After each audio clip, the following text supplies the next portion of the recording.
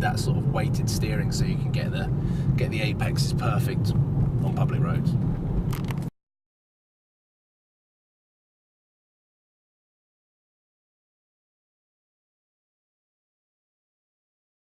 Hello ladies and gentlemen, welcome to Supercars of London, and as you can see behind me I have the brand new 2015 Audi TT. Now firstly, I hope you guys enjoyed the vlog update that I provided with you yesterday, which actually featured this car, but this is going to be a more of an in-depth look and first impressions and opinions about the car. I've done the S1, I've done the S3, so I'm moved up to the TT, one before the Audi R8 V10 Plus, which I assume and hope is coming very, very soon. And the reason why I'm quite excited by this car is it's got the virtual cockpit, which is a derived bit of technology that is going to be in the new Audi R8 V10 Plus. And I know it's another Audi, and I seem to be doing a lot of videos recently with Audi, but it's all thanks to Watford Audi, who are providing me with the access of cars, which hopefully I'm going to be able to explore a lot more with BMW, maybe potentially Mini, and a few other cars other than just Audi.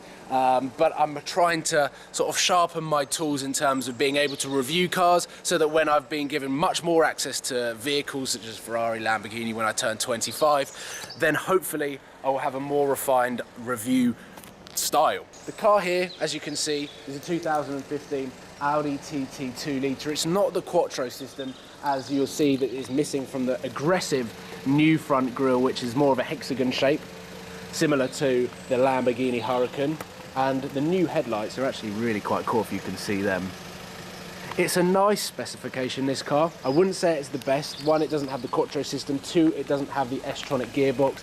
These diamond cut wheels are actually quite nice, but I prefer the super multi-spoke wheels. And then from the side, it still looks like a TT. And I know there's going to be a lot of people out there that says it is still just a TT hairdresser's car, but I think they've tried to go for a lot more of an aggressive look, as opposed to the generic TT look that everyone's so familiar with. And the thing with this car is it looks so much better than the convertible. You all probably know that I don't like convertible cars because it loses the shape of the car. It also sometimes loses the rigidity of the handling.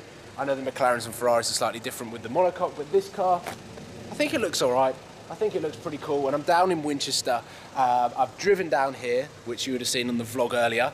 However, now I'm going to give you guys what it's like to drive, a sort of first impressions, insight into the new Audi TT. I'm going to give you a lot of point of view on this because the virtual cockpit is super cool. So inside, you can see the virtual cockpit on because the engine is running.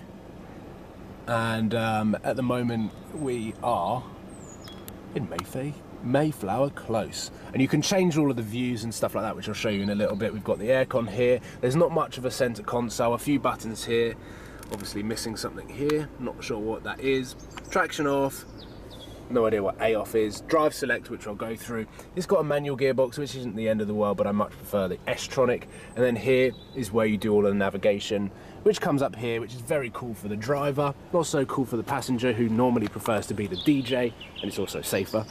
And then we've also got Alcantara inserts on the sports style seats, which is actually a really cool feature. And in the back, you've got enough room for a rucksack. But I actually think, nah, there's not really that much room for a person.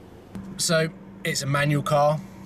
It's the sort of electric parking sensor is quite weird. I didn't know how to turn it off, but all you have to do is find the biting point and then it works absolutely fine.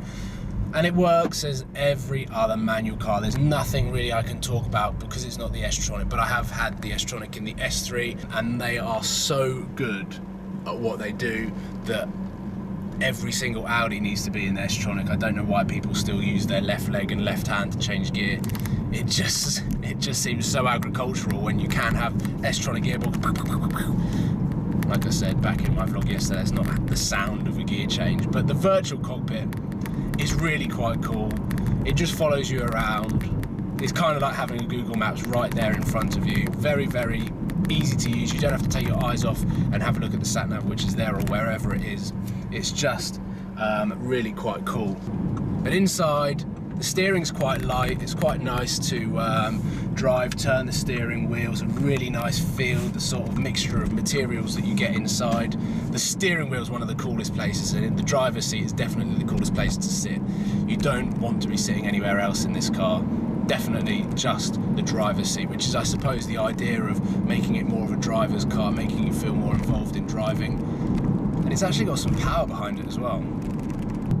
So having the virtual cockpit is super cool. I haven't actually put in a destination to the sat-nav. I just like having the map up because it's a cool little feature. But the steering wheel is such an awesome thing, and I think that they've used pretty much the same design for the new Audi R8 V10 Plus, which is a really sort of stripped down, sleek, cool looking thing. You've got all of the dials, you can change the view here, which puts it back to driving mode, and if you actually turn sat-nav off, you get no sat-nav whatsoever, and you can just have music or radio or your phone media, whatever it is like that. The view that you get out of the wind mirror is really cool, quite an aggressive looking shape, and you've also got the sort of wheel arch as well. And pulling onto the motorway now, you've got no problem with catching up with the cars. I'm just like booting my foot down. This is definitely a turbocharged engine. I have no idea, but it feels turbocharged. So many people are going to be watching this video going, how do you not know that's turbocharged? Well, how do you... Yeah, it's definitely turbocharged. Definitely. I just haven't done my research, guys. I apologise. We're pulling off the motorway now. We've had a good journey on the motorway. This place is a comfortable place to be. It's also very nice, luxurious, as you would expect from Audi. And now we're going to take it off into the country-ish roads and just the A roads. No, not the A roads, B roads. That's right, B roads. They're the more the twisty ones.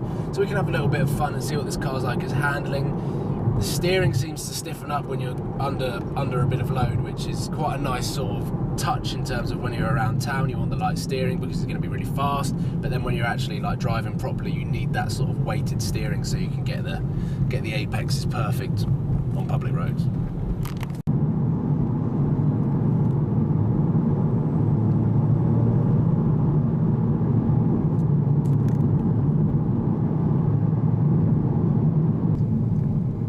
In this section of the video, we work out how wide this car is and how easy it is to drive down very narrow roads, a lot narrower roads than I was expecting.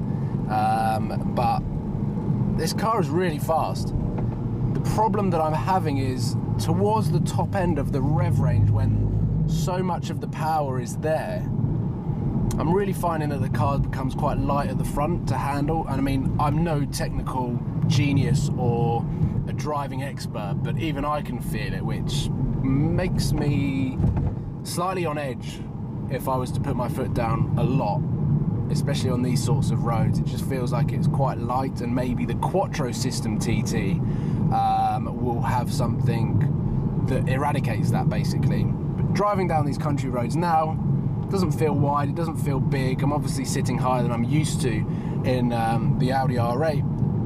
This is the great thing about Surrey roads.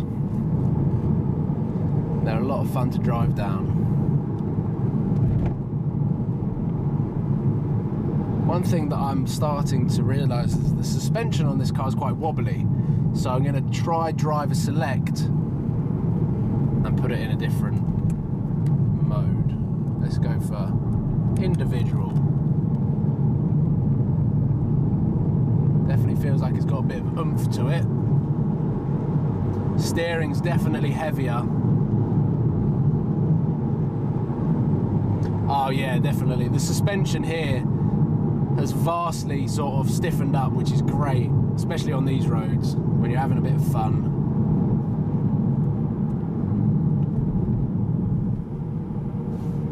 I'm gonna... Oh yeah, oh, the individual mode on the Audi is actually really good. Woohoo!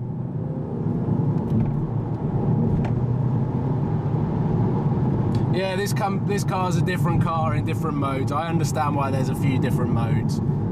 This car is a lot of fun, so much fun that my body temperature has risen as the blood is pumping round on these country roads. Probably more nervous at the fact of how wide this car is. I'm used to my R8, which is slightly wider than this car. I've turned on the air conditioning, which is working fantastically, coming from the relatively bland center console. I haven't turned the traction control off because I don't want to end up in a bush. But I think, to be honest, in this car without the Quattro system, I'm relatively safe. But fingers crossed I can get my hands on the new TTS very soon, as soon as it registers with Watford Audi. But I think my favourite part of this car is definitely the virtual cockpit. I'm really looking forward to driving the Audi R8, the new one, the V10 Plus, with this fantastic steering wheel. It's going to have a few more buttons, especially the anti-social button where you open up the exhaust systems. But that is it, ladies and gentlemen. This is my first impressions video of the Audi TT from Watford Audi.